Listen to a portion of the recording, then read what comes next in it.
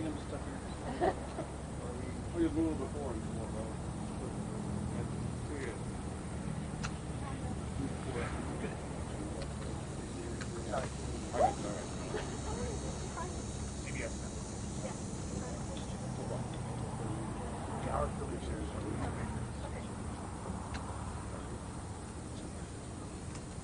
Keep it like that way. The wider it is, line that way. What do you need? A little bit more this way? You don't want to stop right there? All right. I got you. No problem, dude.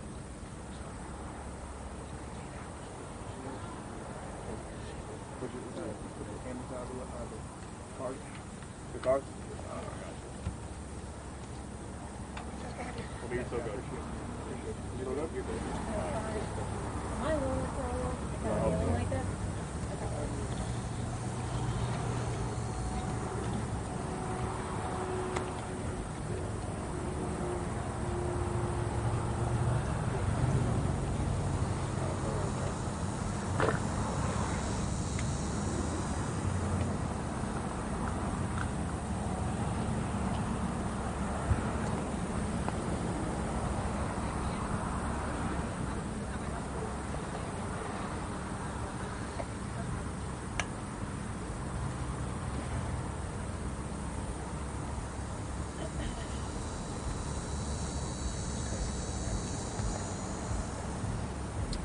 Okay.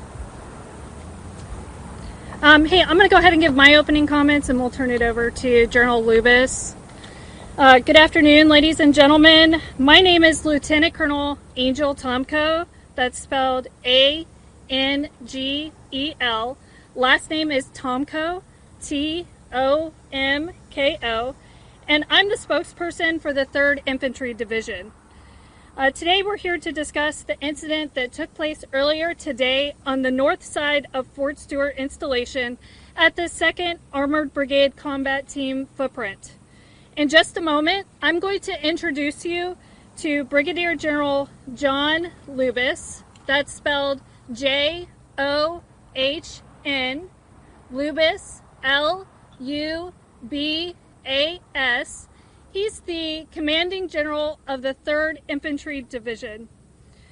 Brigadier General Lubas will make a statement regarding the incident and take a few brief questions. Before we begin, however, I'd like to go over just a couple things with you. We have limited time for questions given that this is an ongoing investigation and we may not have all the information that we can share, but we will try to be as transparent as possible. We will not release the name of any victims until the next of kin notification has been complete. We will not speculate as to any intentions, motives, or backstories, given that this is an ongoing investigation. When you ask your questions, we ask that you please give your name and the affiliation in case we need to do a follow-up. And it's a little hard to hear, so please speak up so that General Lubas can hear you and that you can hear him. Thank you, ladies and gentlemen. I will now turn it over to General Lubas.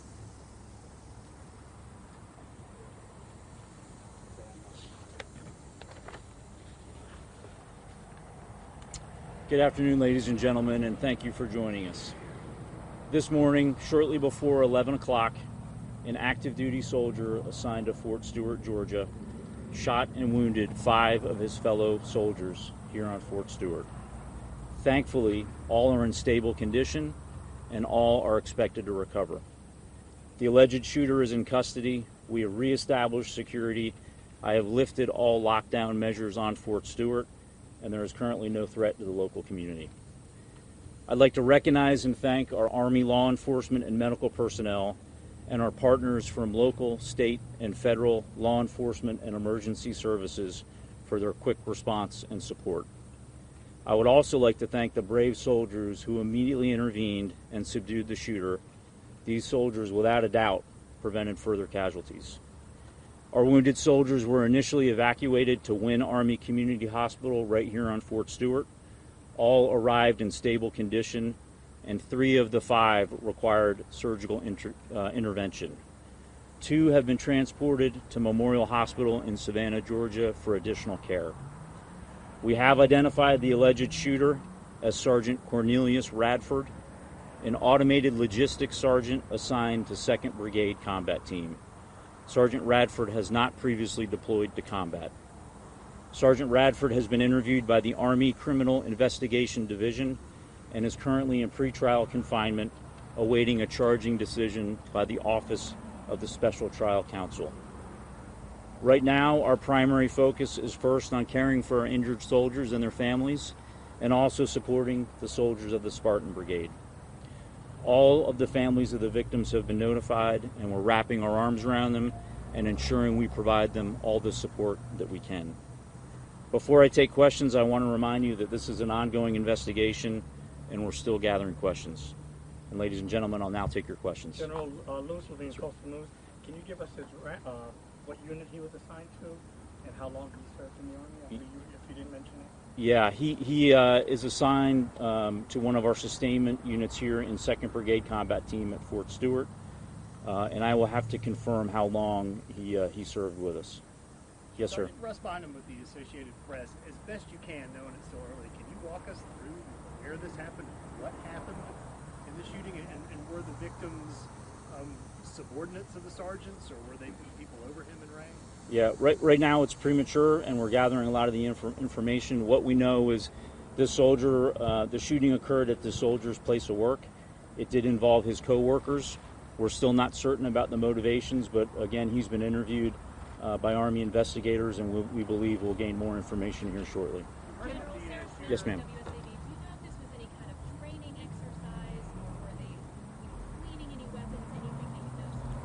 No, ma'am. We don't have any reason to believe it had anything to do with a training event. Other than that, I can't state the motivations for this soldier. We've heard that the shooter Yes, may sir. have been from Jacksonville, Florida. Are you able to confirm that? We also heard that he had maybe been arrested for DUI recently. Yeah, at this point, I can't confirm where he's from. We can follow up on that. I do believe he was arrested locally for a DUI that was unknown to his chain of command until the event occurred, and we started looking into the law enforcement databases. Robin, now from the current, can you tell us whether or not that was a military weapon or whether this is a personal weapon that the person brought on base? Yes, ma'am. I can confirm it was not a military weapon, and we believe it was a personal handgun. Yes, sir. What does this mean for ongoing security measures that this situation is able to occur versus weapons? Yeah, I'm very confident in the security of this installation.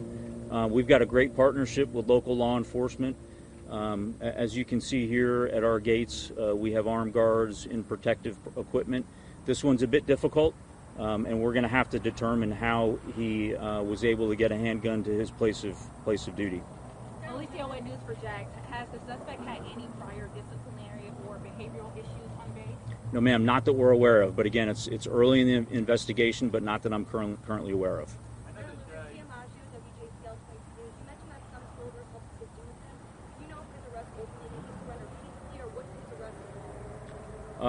I don't have the details on that, but I know that his soldiers in the area that witnessed the shooting immediately and without hesitation tackled the soldier, subdued him, that allowed law enforcement to then take him into custody. And we've got time for one more question. I know that you can't speak to the motivation, but if this turns out to be some situation where somebody had extremist beliefs or maybe classified as a terrorist attack, I mean, how does that change the basis of response and the basis of investigation moving forward? Yeah, currently we have no reason to believe any of that is the case. However, we continuously assess the threat environment, both in the immediate area and across our Army and DoD installations, and we will address the threat level accordingly. Do you have the rank of the shooter? Yes, sir. He was a sergeant. Ladies and gentlemen, thank you for your questions, and again, thanks to the local responders and the local community for their help. Thanks, and have a great afternoon. Thank you, sir. Hey, I'm going to give you the proper spelling. I'm going to give you the spelling of the assailant. The first name is Cornelius. It's spelled Q-U-O-R-N-E-L-I-U-S.